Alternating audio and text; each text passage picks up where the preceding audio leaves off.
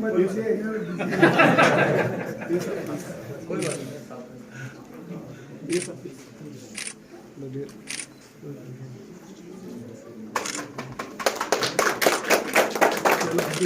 Thank you DC office का भी, हमको डीसी का भी बहुत बहुत शुक्रिया।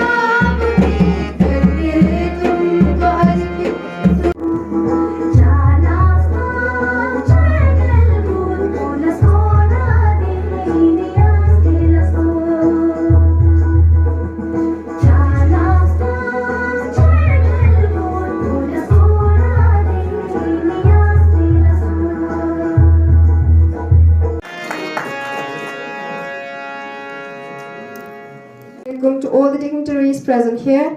Before starting this cultural program, I would love to invite for the inauguration of that digital smart board.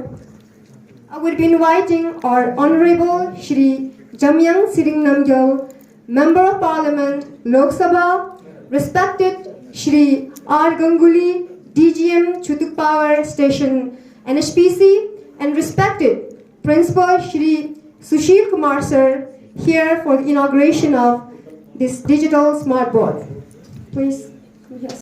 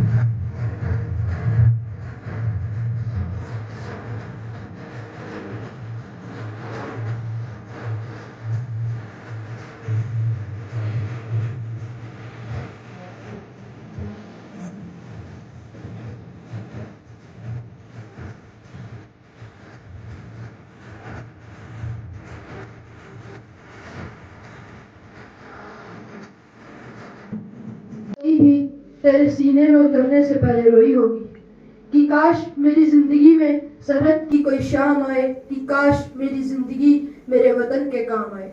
ना खौफ है मौत का, ना आरज़ू है जन्नत की, बस जब कभी जिक्र हो शहीदों का, काश मेरा भी नाम आए, काश मेरा भी नाम आए। जब कोई पूछे कि यह पागल था कौन, तो क्रांतिकारियों का चेला और इनकलाब का नाम लिख देना। जब कोई पूछे मेरे बारे में, तो मेरी यह पहचान लिख देना। उठाना मेरा कमांडो टैगर और छाती पर हिंदुस्तान लिख देना, छाती पर हिंदुस्तान लिख देना। और जो बचा हो लहू जिस्म में, उसे निकालना और उससे ज़मीन पर माँ तुझे सलाम लिख देना, माँ तुझे सलाम लिख देना। उसका ये सपन पूरा हो जाता है, उसके लिए एक खत आता है, अब उसे सरहद पर जाना है, अब दुश्मनों से लड़ना है, अब तिरंगा लहराना है या उसमें लिपट कर ही घर आना है, उसमें लिपट कर ही घर आना है। वह लड़ता है, आखिरी दम तक लड़ता है, उसने हार नहीं मानी और अंत में तिरंगा लहराकर दे दी अपनी जान की कुर्बानी। फिर से सीमा पर एक जवान शहीद हो गया, संवेदनाओं के कितने बीज बो गया। तिरंगे में लिपटी लाश उसके घर आ गई, शहर उठी हवाएं उदासी छा गई। तिरंगे में लिपटा खत उसकी माँ को दिख गया, मरता हुआ जवान उस खत में लिख गया, उस खत में लिख गया। बलिदानों को आंसुओं से धोना नहीं है, तुझे कसम है माँ अब रोना नहीं है।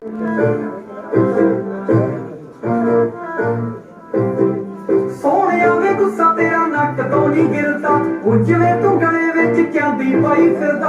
सोहणिया वे गुस्सा तेरा नक तो नहीं गिरदा, जिवें तू गले विच चांदी पाई फिरदा।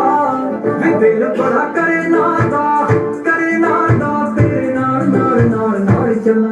वे झांझर गवाच गई मेरी, गवाच गई मेरी, तेरे पिछे पिछे घूमदी दी चन्ना। वे झांझर गवाच गई मेरी, गवाच गई मेरी, तेरे पिछे पिछे घूमदी दी चन्ना।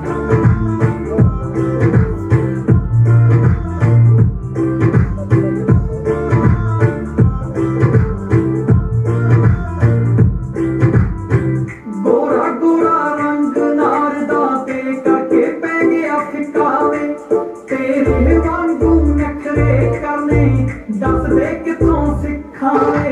गोरा जिहा रंग मेरा पै गया है फिका वे, तेरे वांगू नखरे वे दस किथों सिखा वे। मैं हर वेले सोचदी रहिंदी तेरी आकड़ दी गल किवें पन्ना। वे झांझर गवाच गई मेरी, गवाच गई मेरी, तेरे पिछे पिछे घूमदी दी चन्ना।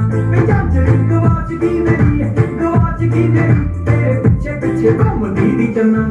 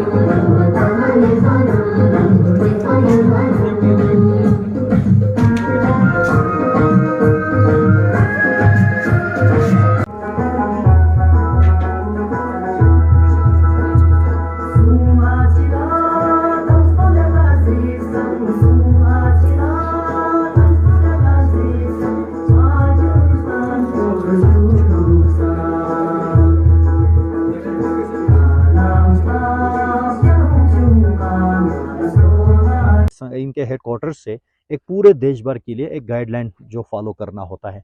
मुझे लगता है एक तो यहाँ से जो इंजीनियरिंग डिपार्टमेंट से भी मैंने सुझाव मांगा है और मैं उस सुझाव को लेके मैं केंद्र सरकार से भी बात करूँगा।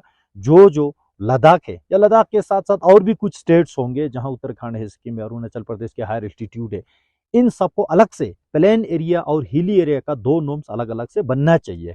बाकी अदर चीज़ों में होते हैं अलग अलग सरकार के जो स्कीम्स है, बहुत सारी स्कीम में जो है हिली एरिया के लिए अलग गाइडलाइन होते हैं, प्लेन एरिया के लिए अलग होते हैं। अब हमारा जो है हिमालय की इस टॉप में विंटर में जो है -45-50 तक एक्सट्रीम टेम्परेचर जाते हैं, तो उसमें यहाँ पे जो cemented building without insulated, without heating system, without floor heating, without south facing, ये यहाँ पे सस्टेन नहीं कर पाएंगे। हॉस्टल का मैंने देखा यहाँ पे 40 बेड्स का पर रूम जो 40 बेड्स का हॉस्टल बना रहा है, उसमें 12 बेड का जो डोमेटरी बन रहा है।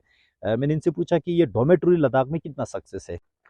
और दौरे के दौरान इससे पहले पेरेंट्स ने भी प्रोटेस्ट किया था और आपने भी विजिट करके बहुत सारे जगहों पे कमी देखा गया, खासकर हेल्थ और हाइजीन को लेके, और दूसरा जो अहम अलग अलग और भी इश्यूज थे, तो इनके ऊपर किस तरह की स्ट्रिक्ट आपकी डायरेक्शंस होंगे और इंस्ट्रक्शंस होंगे?